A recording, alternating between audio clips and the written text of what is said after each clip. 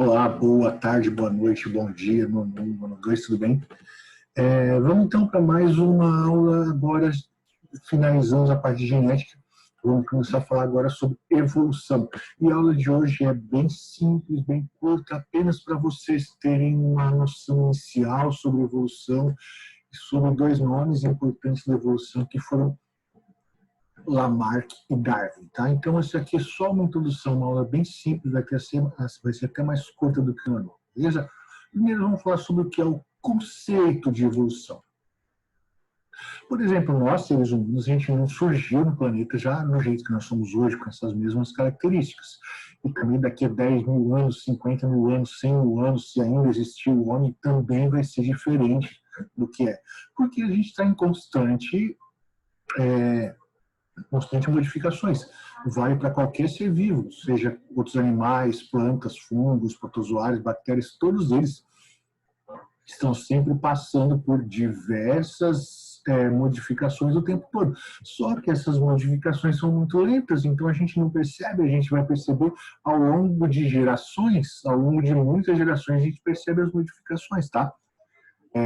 Então, a evolução acontece silenciosamente, sem que a gente perceba. Você teria que estar aqui durante milhares, milhões de anos para poder perceber essa evolução acontecendo.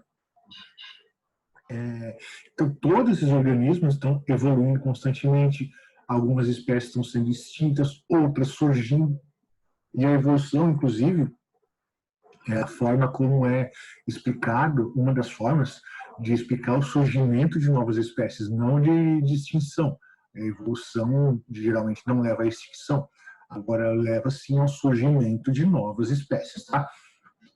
Então, a evolução exatamente é o que é o ramo da ciência que estuda como essas modificações acontecem em conjunto com outras áreas, muitas vezes com a paleontologia, a geologia, estabelece uma linha no tempo da vida no planeta, como eram as formas de vida lá muito atrás, como elas foram evoluindo até chegar a como essas formas de vida são hoje, e talvez até fazer uma previsão de como essas mesmas formas de vida vão poder ser no futuro.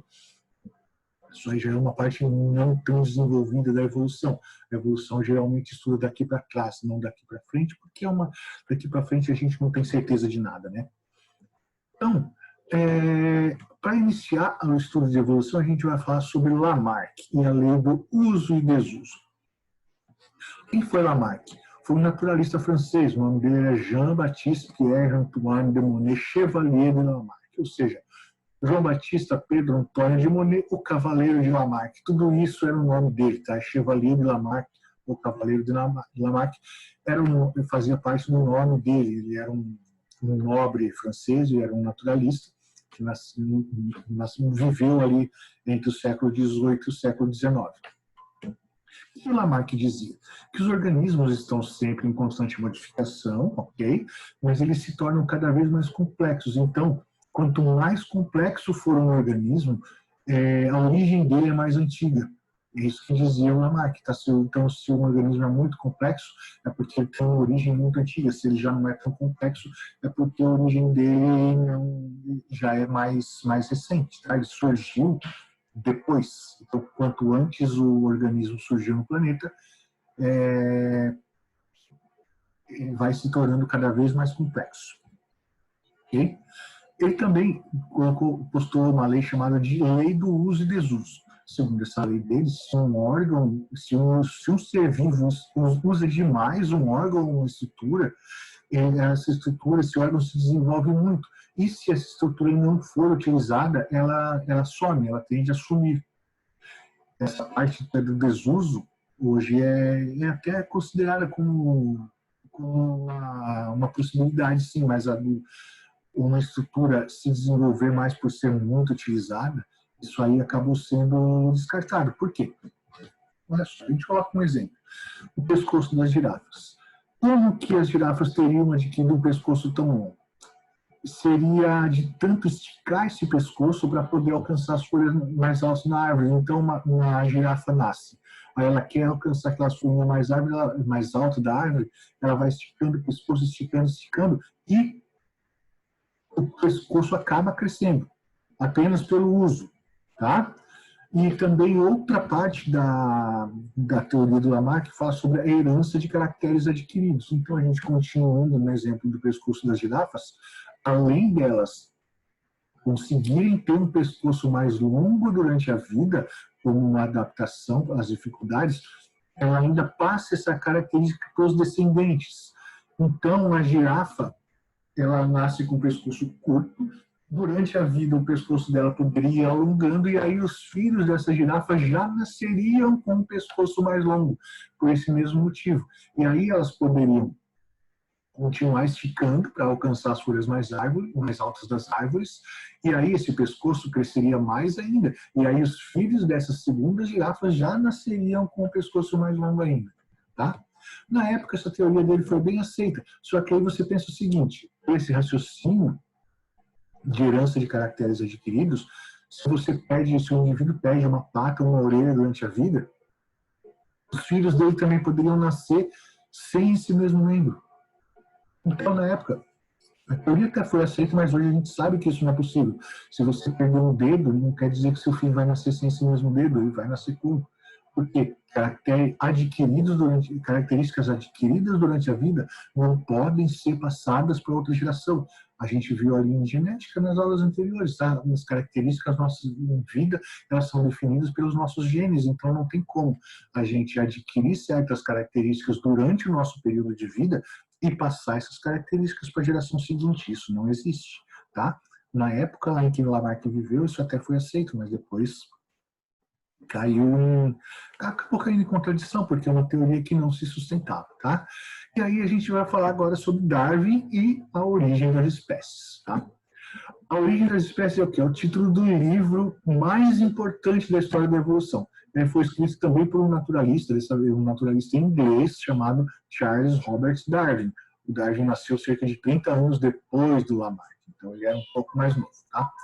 O Darwin, por ser mais novo, ele leu as teorias do Lamarck e começou a questionar uma parte dessas teorias que sobre o desenvolvimento linear das espécies. Ou seja, segundo o Lamarck, esse desenvolvimento linear seria como uma espécie dando origem a outra, ela vai ficando cada vez mais complexa. Então, uma espécie origina outra mais complexa, que dá origem a outra mais complexa, que dá origem a outra mais complexa, como a gente falou ali no início da aula, tá? O Darwin, ele postulou diferente. Segundo a teoria dele, as espécies teriam ancestrais comuns que, ao longo das gerações, eles foram se desenvolvendo de formas diferentes e aí sim dando origem a espécies diferentes. Vocês vão entender aqui na nossa ilustração. Presta atenção aqui, ó. Essa seria a teoria do Lamarck. Você está vendo um macaco ali que anda curvado, bem curvadinho, aí ele vai conseguindo uma postura mais ereta e evoluindo, o macaco vai mudando até se transformar num ser humano. Essa é a teoria do Lamarck. A do Darwin é diferente. A teoria do Darwin é a teoria do ancestral comum. Esse esqueminha que você está vendo ali, a gente chama de cladograma. Então, presta atenção aqui no cladograma que eu vou mostrar uma coisa para vocês. Deixa eu pegar aqui.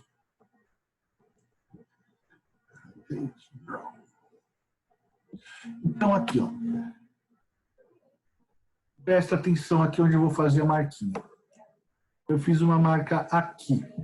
Nesse ponto, existe um ancestral comum que pode ter se desenvolvido de duas formas diferentes. Uma dessas formas de desenvolvimento deu origem aos poríferos e a outra deu origem a todos os outros que vêm depois. Isso, então, a cada ponto aqui, ó, a gente teria que a cada ponto de intersecção aqui no cladograma, a gente tem espécies que não existem mais, mas que seriam chamadas de ancestrais comuns. Ancestrais comuns. Até chegar aqui, por exemplo, nos equinodermos. Os equinodermos, quem são?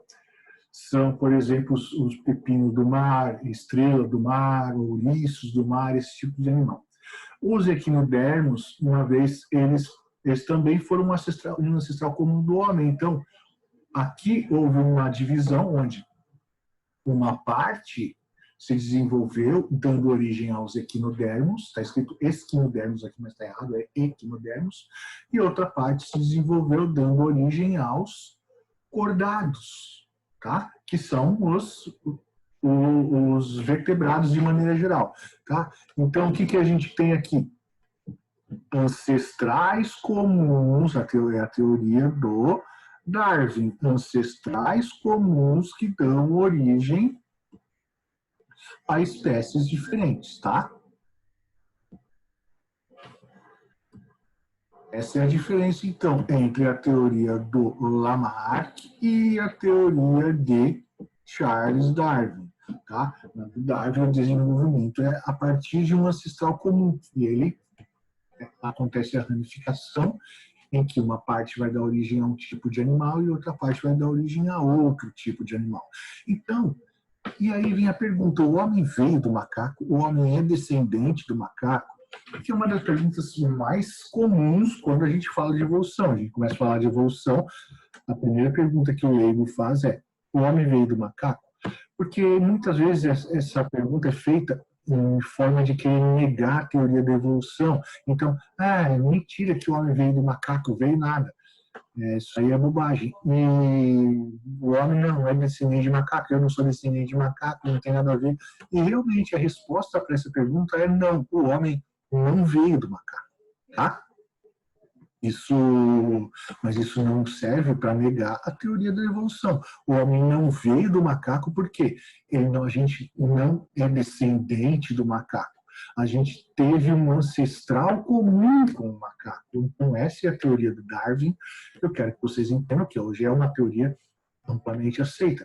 O homem e as diversas espécies de macaco tiveram um ancestral comum, uma espécie que se desenvolveu de maneiras diferentes e que vieram se tornar o que hoje são os macacos de um lado, do outro lado, o que hoje é o homem. Então, houve uma espécie que sofreu um monte de modificações, sendo que algumas dessas modificações deram origem aos macacos, outras modificações deram origem ao homem, tá?